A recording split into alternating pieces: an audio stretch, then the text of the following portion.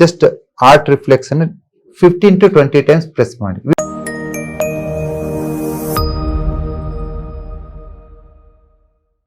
ಅಂದ್ರೆ that is ಇನ್ಡಿಫಿಷಿಯನ್ಸಿ, ಬಾಡಿನಲ್ಲಿ fluids ಕಡಿಮೆ ಇರುತ್ತೆ.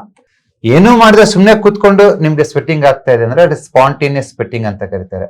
ಈ ಸ್ಪಾಂಟೇನಿಯಸ್ ಸ್ವೆಟ್ಟಿಂಗ್ ಆಗೋದು ಎಸ್ಪೆಷಲಿ ಈ ಎದೆ ಭಾಗದಲ್ಲಿ, ಲಂಗ್ಸ್ ಅಂಡ್ ಹಾರ್ಟ್, ಈ ಎರಡು ಮೆರಿಡಿಯನ್ ನಲ್ಲಿ, ಆ ಎರಡು ಆನರ್ನಲ್ಲಿ ಎನರ್ಜಿ ಕಡಿಮೆ ಇರುತ್ತೆ. ಸೊ ಅದನ್ನ ಸ್ಟ್ರೆಂಥನ್ ಮಾಡೋದ್ರಿಂದ ರೀಗೇನ್ ಮಾಡಬಹುದು. ವೀಕ್ಲಿ ಒನ್ಸ್ ಈ ಜಸ್ಟ್ ಆರ್ಟ್ ರಿಫ್ಲೆಕ್ಸ್ ಅನ್ನು 15 to 20 ಟೈಮ್ಸ್ ಪ್ರೆಸ್ ಮಾಡಿ. ವೀಕ್ಲಿ ಒಂದೇ ಸತಿ, ಜಾಸ್ತಿ ಬೇಡ. You can see the magical changes. ಆ ಸ್ವೆಟ್ಟಿಂಗ್ ಇಂದ ಆಚೆ ಬರ್ತೀರಾ. Very interesting sir.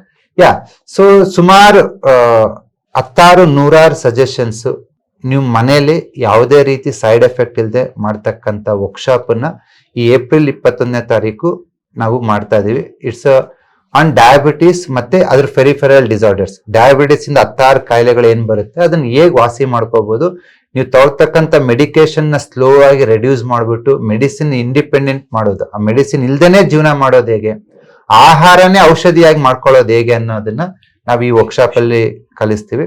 ಎಲ್ರು ಡಾಕ್ಟರ್ಸ್ ಇರ್ಬೋದು, ಕಾಮನ್ ಮ್ಯಾನ್ ಇರ್ಬೋದು, ಹೌಸ್ ವೈಫ್ ಇರ್ಬೋದು, ಟೀಚರ್ಸ್ ಅಂಡ್ ಯೋಗ ಇನ್ಸ್ಟ್ರಕ್ಟರ್ಸ್, ಎಲ್ಲರೂ ಈ ಒಂದು ವರ್ಕ್ಶಾಪ್ ಅನ್ನ ನೀವು ಅಟೆಂಡ್ ಆಗ್ಬೋದು ಅಂಡ್ ಅದ್ಭುತವಾದ ಜ್ಞಾನನ ನೀವು ಪಡಿಬಹುದು.